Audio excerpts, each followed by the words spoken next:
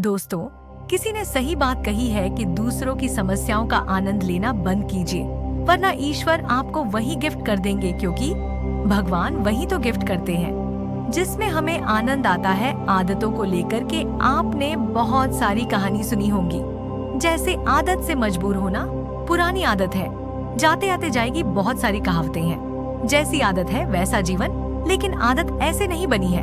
दरअसल हम जिंदगी के नाम पर आदतों को ही जीते हैं। बहुत सारी आदतों को एक जगह इकट्ठी कर ले तो जो बनती है वह है हमारी जिंदगी। नमस्कार दोस्तों, सत्य रहस्य यूट्यूब चैनल में आपका दिल से स्वागत है। दोस्तों, बहुत समय पहले की बात है। एक राजा था जो अपनी प्रजा और अपने परिवार का खूब ख्याल रखता था। लेकिन राजा को अपने आदमियों पर कुछ दिनों से संदेह था और उस राजा के 3 बहुत ही खास मंत्री भी थे जो उसका काम संभालते थे। लेकिन कुछ दिनों से राजा के उन 3 मंत्रियों में से कोई एक मंत्री ऐसा मंत्री था जो राजा के पैसों में गड़बड़ी कर रहा था और वह मंत्री अपने काम को भी ठीक से नहीं कर रहा था। अब राजा काफी दुविधा में था। राजा को यह समझ नहीं आ रहा था कि उन तीनों मंत्रियों में से कौन सा मंत्री बेईमान है और कौन सा मंत्री ईमानदार है।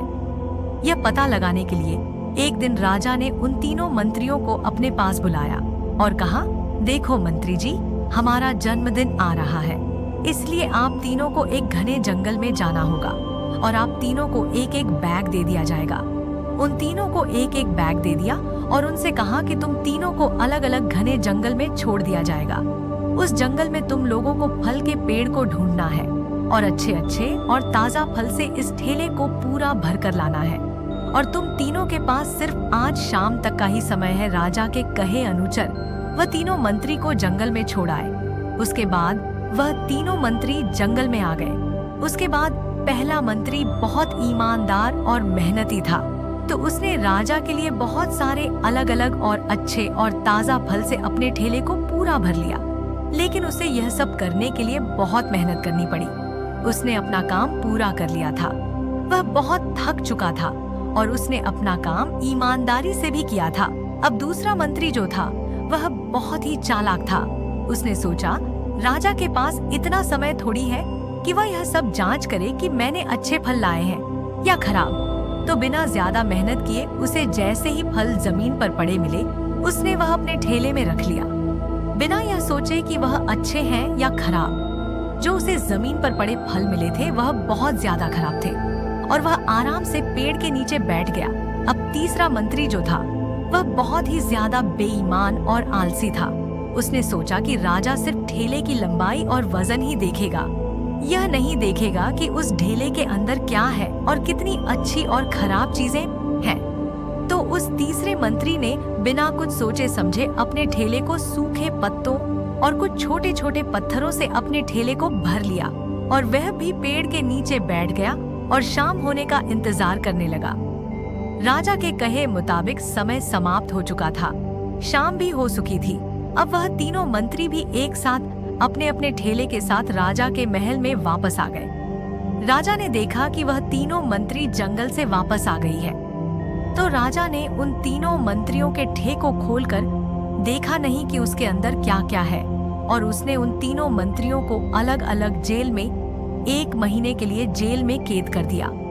राजा ने सिपाहियों को यह आदेश दिया कि इन तीनों को 1 महीने तक खाना नहीं दिया जाएगा और यह तीनों भी 1 महीने तक वही फल खाएंगे जो इन तीनों ने जंगल से अपने ठेले में भर कर लाए हैं।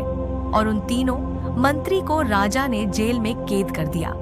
तो जो पहला मंत्री था, जिसने अपने ठेले में अच्छे और ताजा अलग अलग फल अपने ठेले में जमा किए थे, उसने जेल में 1 महीना आराम से गुजार लिए, अच्छे फल खाते हुए जो उसने खुद जमा किया था।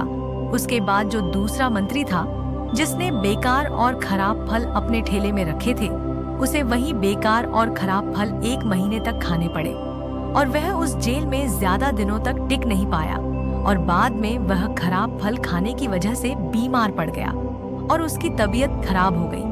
अब जो तीसरा मंत्री था, जो बहुत ही बेईमान और आलसी था, जिसने अपने ठेले में सिर्फ सूखे पत्ते और कुछ छोटे छोटे पत्थर भरे थे, क्योंकि उसके ठेले में खाने के लिए कुछ सूखे पत्ते और कुछ छोटे छोटे पत्थर ही थे, तो वह 1 महीने के लिए क्या खाता और तभी उसे अपने बेईमानी और आलस्य पर पछतावा होने लगा कि शायद मैंने उस दिन थोड़ी मेहनत करके इस ठेले में फल रख दिए होते तो आज मेरा यह हाल नहीं होता। और वह बिना कुछ खाए वह मंत्री जेल में 2 दिन के बाद ही जेल के अंदर ही भूख के कारण मर गया। तो दोस्तों, इस कहानी से हमें यह सीख मिलती है कि हम जो आलस और बेईमानी करते हैं, बेईमानी मतलब अपने ही काम में अपना कुछ नहीं करना, अपना मन नहीं लगाना और खाली बैठे रहना, तो उससे आज तो हमें कोई फर्क नहीं पड़ता। आज तो हम अपने काम में आलस करके आराम कर लेते हैं, लेकिन कल भविष्य में कुछ दिन के बाद हमें उस पर पछतावा होता है। आपने बहुत से लोगों को यह कहते हुए सुना होगा कि काश उस समय पर मैं ऐसा कर लेता तो आज उस इंसान की जगह में होता, लेकिन उस समय पर उन लोगों ने आलस को अपनाया था, इसीलिए वह आज जहाँ के वही है। और जिसने मेहनत को अपनाया था वह इंसान अपनी मंजिल में आगे बढ़ गया।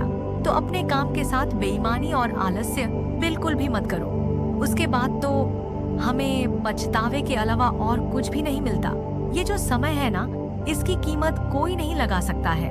हम लाखों रुपए देकर भी अपनी जिंदगी का 1 मिनट भी वापस नहीं ला सकते। इसीलिए इस समय का सही उपयोग करो। समय की एक अच्छी बात है और एक बुरी बात है। अच्छी बात यह है कि हम उसे किन चीजों में गुजारते हो, यह हमारे हाथ में होता है। और बुरी बात यह है कि समय गुजर जाता है और सभी के पास दिन में 24 घंटे होते हैं, गरीब के पास भी और अमीर के पास भी। बस यह हमारे हाथ में है कि हम उस समय से क्या नया कर सकते हो। तो अपने एक एक पल का हिसाब रखो कि हम उन्हें किन चीजों में गुजार रहे हैं। अगर आप इस कहानी को और भी लोगों तक पहुंचाना चाहते हो तो शेयर करें और हमारे चैनल सत्य रहस्य को सब्सक्राइब करें। नमो बुद्धाय।